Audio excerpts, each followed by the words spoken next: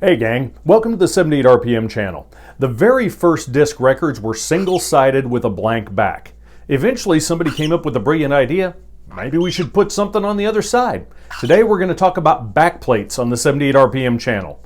This is Birdie Pants. He does whatever he wants.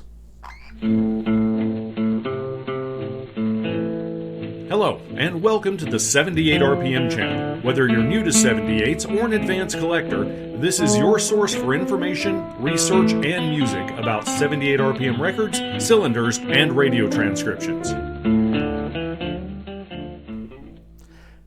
Hey gang, welcome to the 78 RPM channel. I'm sorry the bird had to go back to his cage and eat. I apologize for that. Maybe he'll make another appearance one of these days.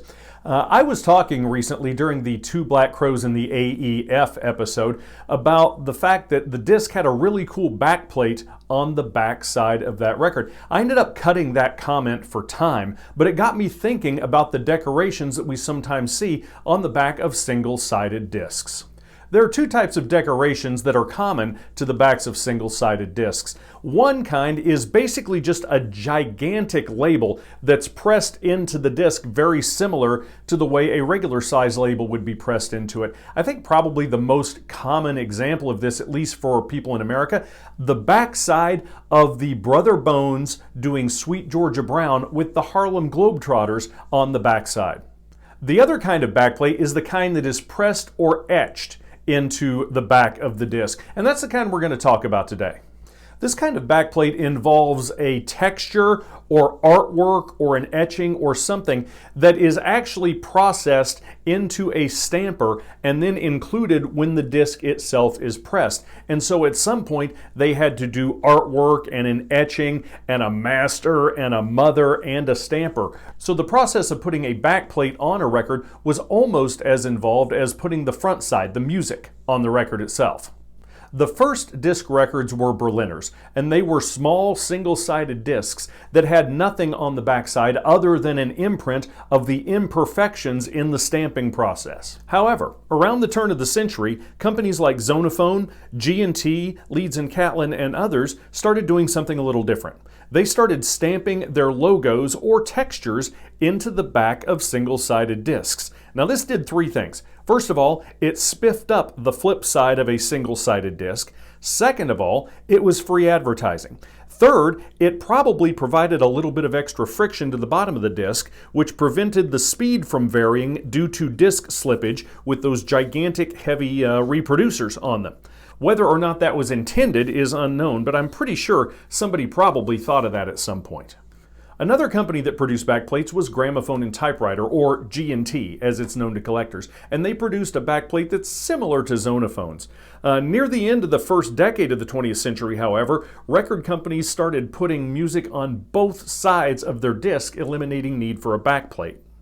There were, however, exceptions. Firstly, classical and operatic discs often remained single-sided. While most companies eventually did stop producing single-sided classical and operatic discs, the second exception remained until after World War II. That exception, test pressings. Many of the test pressings in my collection are single-sided, and while most of them have a blank second side, there are backplates on several. One of my favorites is the Decca backplate. These beauties have a nice textured design and a deco motif similar to the Decca label at the time. Another is the Columbia backplate. In addition to being used for some Columbia test pressings, this one was also used on some of the few Columbia single-sided discs from the 1920s and 30s, including the rare Two Black Crows in the AEF disc that I mentioned previously. Now, not all companies went with complex artwork. This disc, which was issued to radio stations, contains commercials on the other side and has a nice textured backplate that resembles the bed liner you'd find in the back of a pickup. Another textured backplate is this one, and this is one of my favorites because I like the look of the art and the way it plays with the light if you put it backside up on a turntable and let it spin. As these last two discs show, in addition to test pressings, single-sided discs for radio stations are also good sources for backplates. This one appears on a lot of radio station material produced along the West Coast in the pre-war era. The Allied Phonograph and Record Manufacturing Company was one of the major independent pressing plants in the U.S. from the 30s all the way into the 1970s. This backplate is on a film promotion disc for the movie Wake Up and Live from 1937. If you junk records long enough, you're going to start finding backplates. And even though the music on one side may not be great, I know a lot of collectors who just keep the backplates and even display them on the walls in their record rooms. The most common backplates you're going to find if you're junking records are the Victor and the RCA Victor backplates. Now, the Victor is probably a bit more common. The RCA Victor backplate exists with two types of backgrounds. One, the background that's seen here, or with what is known as the spiderweb backplate.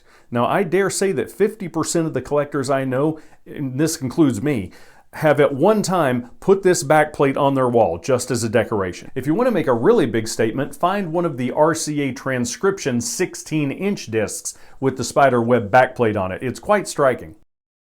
As I mentioned, the RCA backplates are the most common.